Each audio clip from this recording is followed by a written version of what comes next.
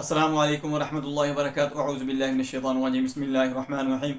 दोस्तों, आज मैं आपको बताऊंगा कि कुछ लोगों के जिस्म के अंदर गिल्टियाँ पैदा हो जाती हैं, रसौलियाँ बन जाती हैं। वो ब्रेस्ट भी हो सकता है, ये पसलियों के ऊपर जो आपके मसल्स होते हैं, मांस होता है, इसके अंदर भी हो सकता है, पेट के ऊपर वाली जिल्द के अंदर भी हो सकती हैं, आपके रानों के ऊपर भी हो सकती हैं, आपकी पिंडलियों के ऊपर जो गोश्त होता है उसके अंदर भी हो सकती हैं, आपके हाथों के इस जगह पर भी हो सकती हैं, इस जगह पर भी हो सकती हैं, आपकी मसल्स में भी हो सकती हैं, और आपके बैक में किसी जगह पर भी हो सकती हैं, आपके पाँव के अंदर भी हो सकती हैं, तलवों के अंदर हो सकती हैं, ऊपर छत के ऊपर भी हो सकती हैं।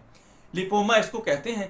दोस्तों, इनकी वजह क्या है और इसका इलाज क्या है, ये कितनी ख़तरनाक हो सकती हैं, ये सारी बातें मैं आपको बताऊंगा। आपको बहुत ज़्यादा फ़ायदा होगा। इस वीडियो को आगे लोगों के अंदर शेयर कर दें और इसको तवज्जो के साथ सुने, समझें और इसको अच्छी तरह देखें।